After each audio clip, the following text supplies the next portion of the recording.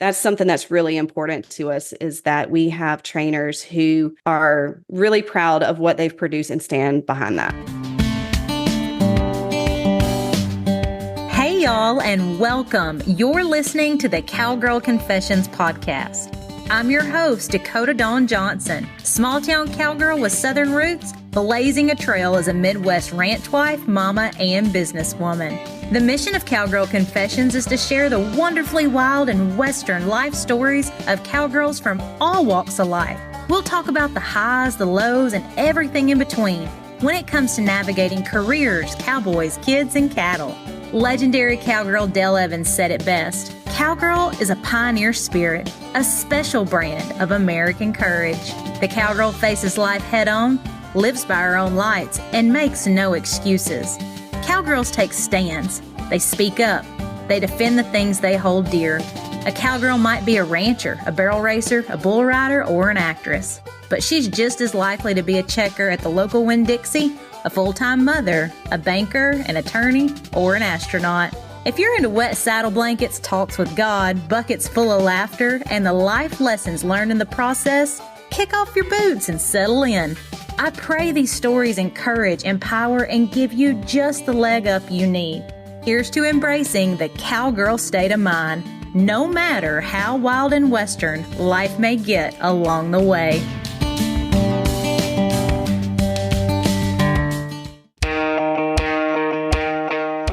I get it. The idea of securing sponsorships can feel overwhelming. You're only one person, and this isn't your full-time gig. Having to ask someone to give you money, a product, or service in trade for promotion might run a close race to that same feeling of throwing your leg over a fresh colt. Visions of an unpredictable ride and possibly getting yard darted feel very real and oh so uncomfortable. Nowadays, I get giddy at the opportunity to talk shop about the art of selling and sponsorship opportunities. However, this hasn't always been the case. I've wished many times over the years that I had a roadmap for navigating sponsorships and the challenges that can arise when communication isn't clear for all parties involved. That's one of the main reasons why I felt compelled to create the Kickstart Guide to Securing and Retaining Sponsorships. In this guide, you're going to learn my exact framework and strategies for securing and retaining sponsorships. Think of this guide as a roadmap that will help you get to your next sponsorship destination. Much like our personal journeys in life, each individual sponsorship journey will vary, and the road trip will look different based on where we're trying to go. There's a lot of information out there today, and it can be overwhelming to know which direction to take. While Google Maps in Surrey might lead you astray, this sponsorship roadmap won't. The sales strategies I teach throughout this guide are like Rand McNally, proven, tried, and true. You can find the Kickstart Guide to Securing and Retaining Sponsorships at dakotaDawnJohnson.com.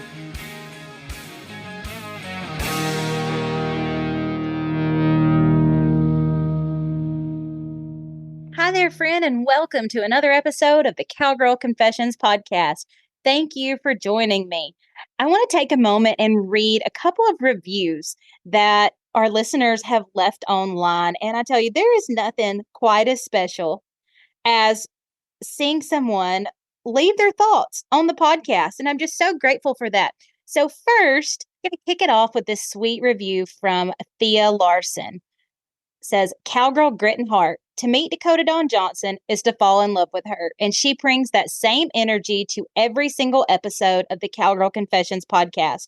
Whether she's chatting up another cowgirl or sharing her own thoughtful insights, you can feel the genuine care she has for every person and task at hand. Hit subscribe already." Oh my goodness, Thea, thank you so much.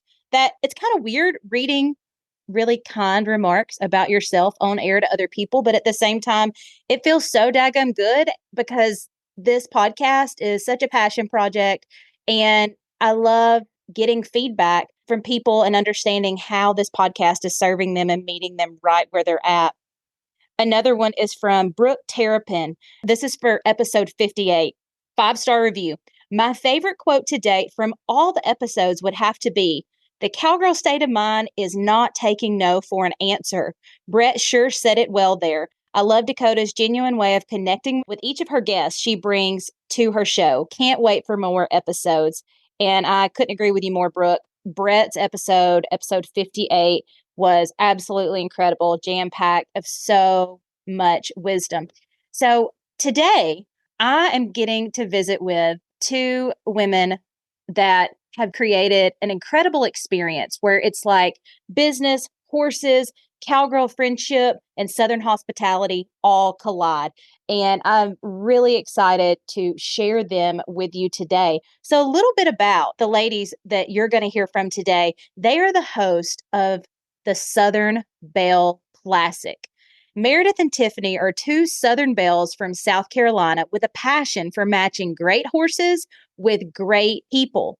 See, Tiffany is an accomplished barrel racer, and Meredith is a United States Dressage Federation bronze and silver medalist. They have roots in both the Western and English riding communities. The Bells feel strongly that both consigners and buyers deserve the best environment, venue, and marketing opportunities. And with these objectives in mind, they have committed to hosting an elite sale, bringing together quality horses and buyers. And so, you guys, I'm really excited for you to hear from both Meredith and Tiffany about not only what all this event has to offer, because it is a family-friendly event, but also how they successfully work together as two very savvy, intelligent, driven businesswomen and maintain a friendship in the process. So sit back, relax, and enjoy the conversation that's about to unfold. All right, we are going to dive right into today's episode. I have been chomping at the bit to get to visit with these ladies we have on today, Meredith and Tiffany, because you guys, I'm truly just fascinated, one, by the business they've created, but then two, how they can work so closely together. I mean, I think that just is a testament to their cowgirl state of mind in itself. So, got a lot to unpack today, but I want to just say, Tiffany, Meredith of Southern Belle Classic, thank you for being on the show today. Thanks for having us. Thanks for having us. Awesome. Well, okay, let's start at the top here and let's just dive into Meredith. If you could tell us more about Southern Belle Classic, just kind of that origin story, because as I said earlier, I just think it's incredible, this experience that you guys have created. Yeah, sure. So if we kind of go way back to the beginning of this, Tiffany and I actually met through the sale of a horse. The king around here, his name's Candyman. I bought Candyman from Tiffany for my little girl, Charlie. And that's how we met the very first time and just kind of hit it off as friends. And that turned into riding together. And I was riding one of Tiffany's horses for her, and we just kind of got the idea to head west to a horse sale with this horse. And of course, if you're going to take one, you might as well fill up the trailer and take a bunch. So we did that and had us a grand little adventure west and had the best time, sold horses very well, brought them right back here to the East Coast to their new owners, which was great. And we've been able to keep in touch with them. But on the way back, we just found ourselves saying, that was so much fun. If we did one, we would do this. If we did this, we would do that. And we do that anywhere we go, and not as critical to anyone else, but just, I don't know, it's like our minds are just always going, how we would do things, put our special little twist on it. So I guess the seed was kind of planted then. And then over time, opportunities kept coming along. Do y'all want to bring horses to this sale? Do y'all want to come here? And we just didn't have anything ready. And we were realizing our client base was here in the East. And so one thing led to the next, and we decided, well, we'll just do it here. We'll just bring the horses this way and put our own little special twist on a really nice horse sale, covered up with a whole bunch of Southern hospitality and really nice horses. And that's what we've been able to accomplish. And so Southern Belle Classic was born. It was brought to fruition. And I'd love to go back, and Tiffany, if you could share, you mentioned that you guys, you met through a horse sale transaction, but Tiffany, you guys aren't necessarily from the same type of riding background. So connect the dots for me there on how you found this perfect horse for Meredith's daughter, Charlie. So yeah, we definitely have different horse backgrounds. Meredith has a dressage background and I'm a barrel racer. I had a horse that was the perfect kids beginner barrel horse. And Meredith's daughter had started barrel racing, and we had a mutual friend who kind of connected us. And Meredith came over and tried Candyman and surprised her daughter. Like, I think it was that afternoon with Candyman, and they Yeah. still love him. Oh, yeah. I think that's such a testament to that it doesn't matter what background or writing background we come from, that when you meet somebody that you really connect with, there's just something special about horse people just in this industry, I think that, and that story just portrays that so well. So let's dive a little deeper, Tiffany, into how you guys curate this catalog of horses that you have, because it's really impressive to go on your website and just look at this very phenomenal selection of horses that, regardless of what background you're coming from as a buyer, there's something there for everyone. Absolutely. We have horses of all different breeds, disciplines, sizes, colors. We handpick not only the consigners that are going to be a part of our sale, but also the horses that they bring. We try to have a diverse group, something for everybody, but we really pay more attention to the quality than the quantity of horses that we have at our sale. And we have a catalog that we're proud of and that we can stand personally, Meredith and I, behind the horses that they're bringing and be proud to present to the public. That is so important what you said. It's something you can stand behind, because it is. I mean, you and Meredith are the faces of Southern Belle Classic. And Meredith, I would love to know on your end, share some of the behind the scenes, because as I've followed you guys on social media, I mean, you mentioned Southern hospitality, and me being a gal with Southern roots, I grew up in Alabama. That's something that isn't just a given in other parts of the world. And I love that Southern hospitality. I love sharing it with people no matter where I go. So share with us a little bit what the planning looks like to make sure that's brought, really served up and served well to the people that attend your sale. Certainly. Just to add on to what Tiffany said just a minute ago, also, I want to go ahead and say our consigners apply about 6 months ahead of time. So that's when the beginning, well, I guess we kind of do work on this year round, but we start really getting cranked up about 6 months ahead with our nominations, collecting the information, pictures, videos, data on these horses so that we can really start sorting through them. And we spend the fall carefully sorting through the horses and really curating that perfect catalog. And then after that set, we've got such amazing trainers and consigners. They can kind of run with that. And we really get to turn our focus to our buyers and our attendees. And that's a lot of fun. We have such a good time putting that Southern hospitality twist on things. For example, the setting of our cell is amazing. It's beautiful. It's at a place called Stable View. So it's 1,000 privately owned acres with trails, multiple arenas, just the best of the best. And we feel like if we've got the best of the best catalog of horses and trainers, we need the best of the best facility to showcase them. So we start with that, and then we have great vendors that we bring in that we carefully screen that have quality products. A lot of them have a Southern twist to them this year. Tiffany and I both love this part. We have like a pork rinds vendor, really Southern stuff. We have a Southern supper on Friday night that our guests can buy tickets to, and we showcase our local cuisine by local chef. Some of our consigners have kind of dropped little subtle hints this year, like the peach cobbler's going to be there, right? So we do that. We try to do little goodies for our consigners and our guests there.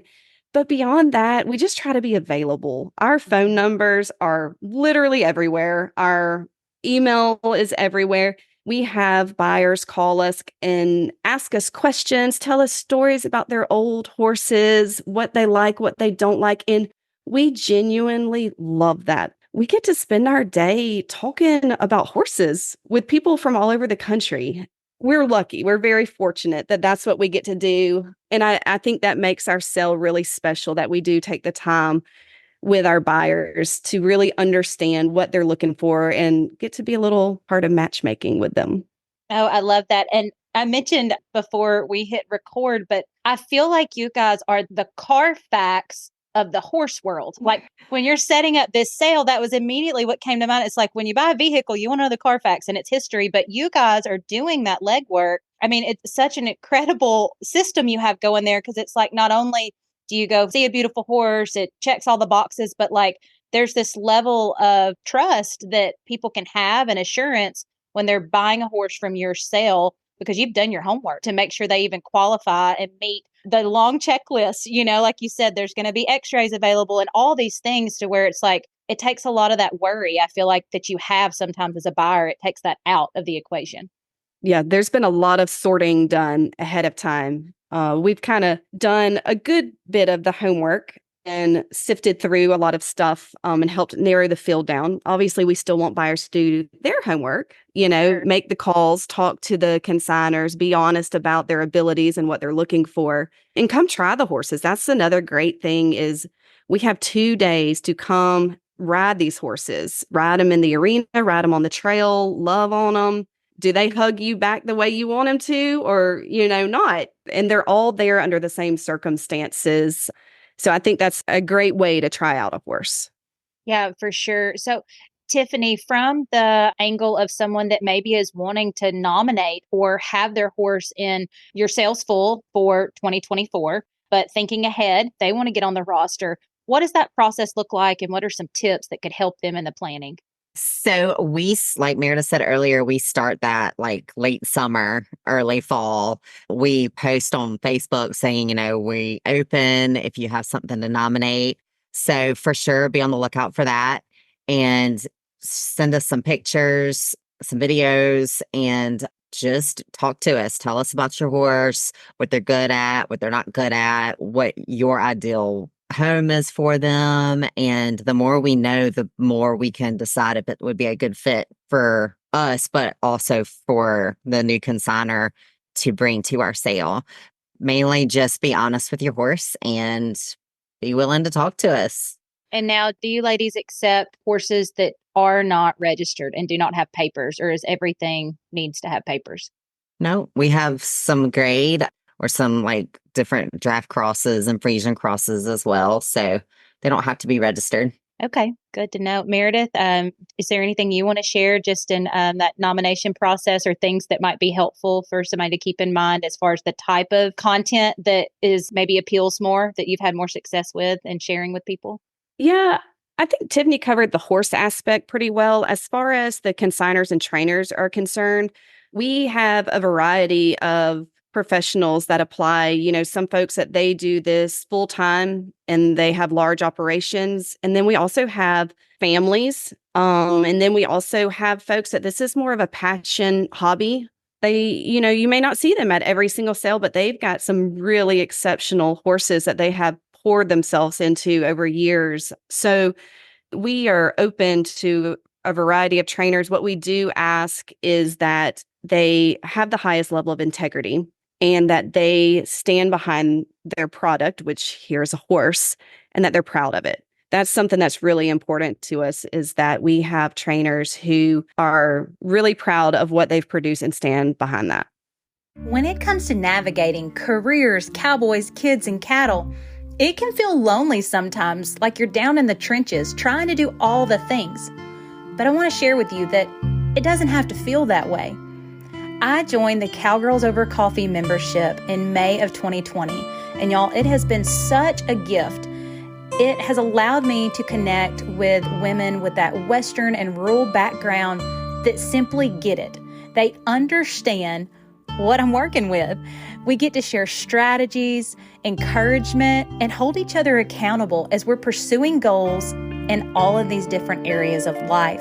To learn more, visit cowgirlsovercoffee.com or check out episode 45 of the Cowgirl Confessions podcast that features the founder of Cowgirls Over Coffee, Thea Larson.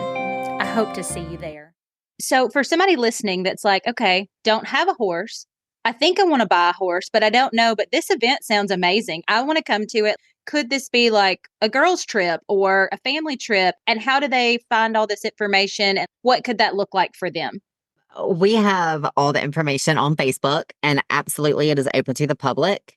Aiken is a fabulous town. Lots of places to shop, lots of places to eat. So it's absolutely, it can be several days, day or two in Aiken, and then a day or two at our sale. Like Meredith said, we'll have vendors. We've got several food trucks already lined up. We have the ticketed Friday night supper. There will be tons of kids running around, so it's family friendly, but also we have a little bar truck that's like an old timey car that's really neat. So it's, adult proof too. So everybody everybody can enjoy it. As far as getting the information, like Tiffany said, Facebook and Instagram is a great resource, but also our website has all the details, links to purchase the tickets to the dinner. Everything else is totally free and open to the public. It has our schedule and even some frequently asked questions, all that good stuff. Those are all on the website. Okay, we will be sure to put that in the show notes, and it's southernbellclassic.com. It's where you can find all of that. And I want to shift gears for a minute here, ladies, because it's not very often that you can meet somebody, develop a friendship, but then also work together successfully. I think whether you're, a woman in business or whatever you're doing, like that's not always easy. And so I'd love for us to dive in and you ladies share a little bit more about kind of how you guys, I feel like it's almost like a marriage when you go into business with someone. And so really kind of how you help each other and this works together and y'all are such a great team. So Tiffany, do you want to kick us off? Yeah, sure. We get asked this all the time. Everybody's like, how in the world do y'all make this happen? Because we are always talking, always texting. We travel together, we live together in stressful times, like when we're, right before the sale and at other horse sales that we may sell at or whatever. And we always make it work. A few things that I think definitely help with that is we know what each other is good at and we let the other one run with what they're good at. And we cheer each other on. We don't compete with each other. We have more of a, yay, good job, because I think if one of us is succeeding, that's success for the other one. I mean, we succeed as a team, not individually. And we balance each other out. And it's nothing that I don't think we consciously do. But if something's bothering me or I'm stressed out about something, Meredith's like, it's okay, it's not a big deal. And she kind of takes the other side of it and then we'll flip flop. And I think this helps in every relationship. I mean, a good marriage, I think, is definitely based off that. So both of us aren't stressed or both of us aren't exhausted or both of us aren't upset at the same time. And this is something that Meredith kind of put into words for me. We always choose to believe that the other one of us had the best intentions with whatever they said or did, even if it may not have necessarily come across that way. If one of us says something or does something, we choose to believe that it wasn't in ill intention at all. Or I think we just say, oh, well, she's having a bad moment or a bad day, because who doesn't? But we just don't take offense to it and hold on to it. We just assume that each other has the best intention. And I think the most important part of it all is that we laugh. We always make time to laugh, whether we're busy or whatever. I mean, every call, every Zoom, everything, we're laughing and giggling along the way. And I just think that helps the whole relationship because we just laugh. It's fun. So many key takeaways there. Meredith, what are your thoughts?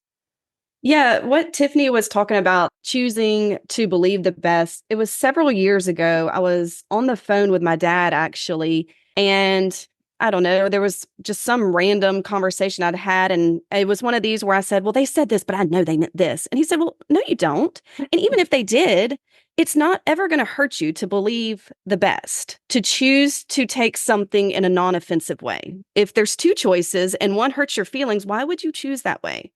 And I don't know, that stuck with me it's to this day. Anytime there's an option to take something offensively or to take it in a way that doesn't bother you, there's a better choice. Of those two options, there's always a better choice. And that is something that we talk about and that we apply And then like Tiffany said in the beginning, and you mentioned too, we have said, this is weird. This is like a marriage, in my own marriage.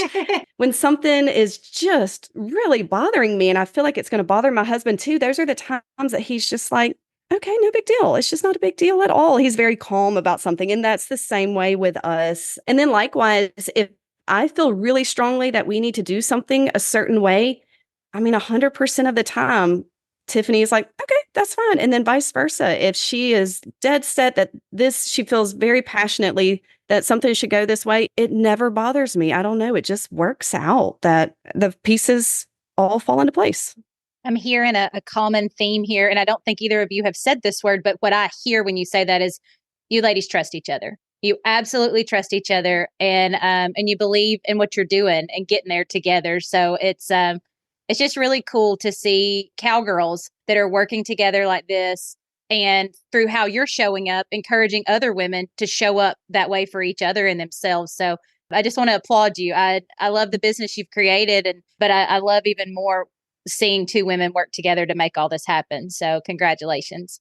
Well, thank you. Thank you. Yeah, you're so welcome. And I want to be mindful of your time today. So I wanted to give you a moment to share a little bit about your team that's working behind the scenes, as well as some of your partners for Southern Belle Classic. Meredith, do you want to share those? Yeah, I'll be more than happy to. So for the most part throughout the year, we are a 2-woman show and we get in there and we get it done. But when we get close to the sale, throughout the year, our families are extremely supportive. We are blessed with wonderful families. But when it gets down to crunch time, our families step up big time. We have a huge team of volunteers that show up really big for us. And we have folks that travel in and use vacation time to come and help us that we really appreciate. Tiffany's mom, Miss Sherry, is our office manager. And I always tell Tiffany she needs a raise, which is not hard to do for a volunteer.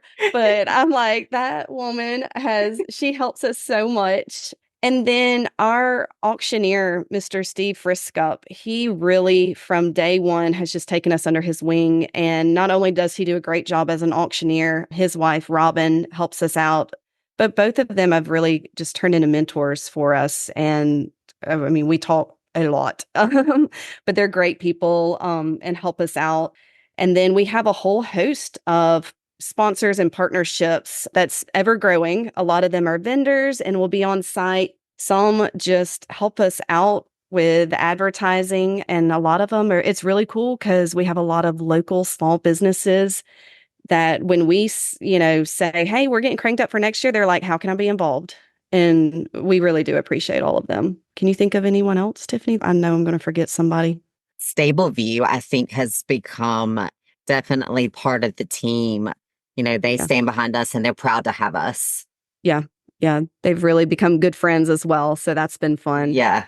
Yeah. Well, and I think it says so much too. Two of the partners that you guys have listed on your website that I was just like, wow, this is needed. And what a great partnership for the business you've created. You have no limit transportation because people are always, they go to these sales and then it's like, how do we get them across the country? Or how do we call in if we can't be there and get these horses we want back home as well as Kay Walters, equine insurance specialist. And I just think it's incredible to have people that are part of the industry that that's a need for people that are attending your sale, whether they're selling or they're purchasing. So it just looks like you've got a great team surrounding you, bringing this all together. And you know what? If I was volunteering somewhere that had vendors with pork rinds and lots of really good peach cobbler, I think that's a pretty good trade-off. Hanging out with a bunch of really nice horses.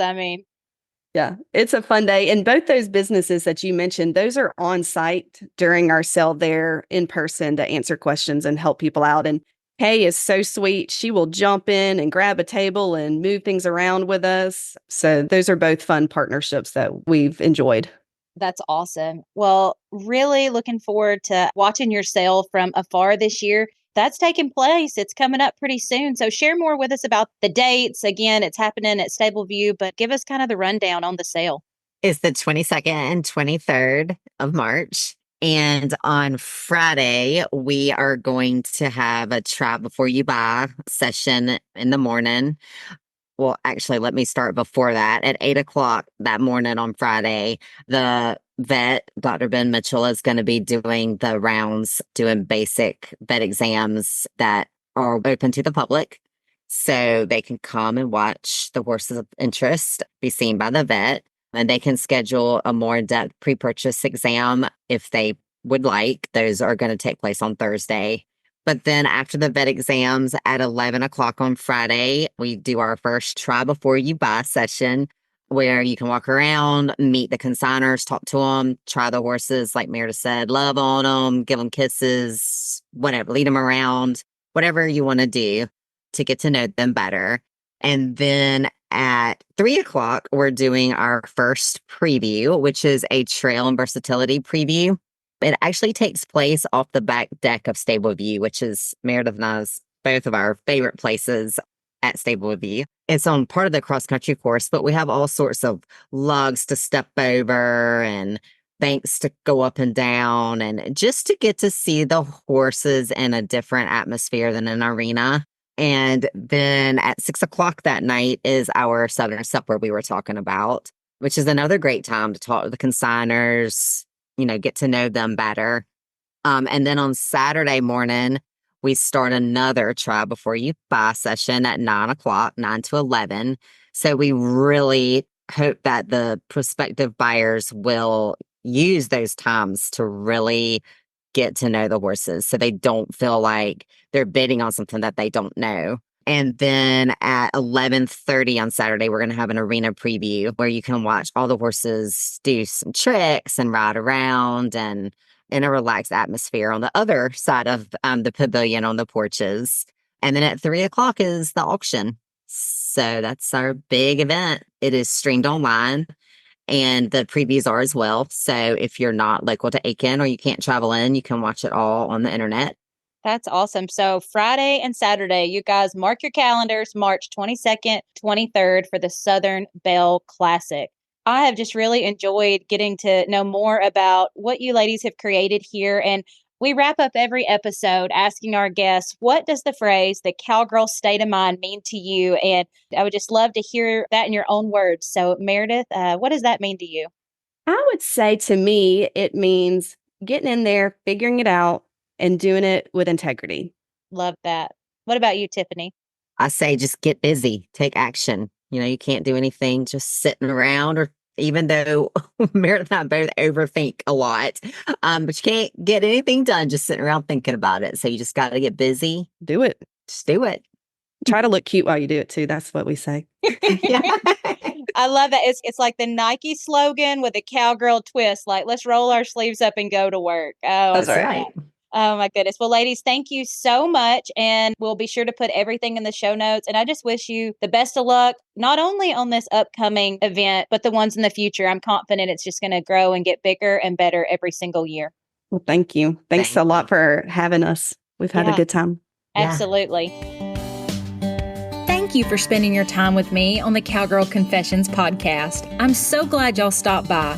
If you could take a moment to share this episode and tag us on social media, I'd be happier than a cowgirl in a sea of buy one, get one vintage turquoise. Subscribe to make sure you don't miss an episode. New episodes will be released bi-monthly.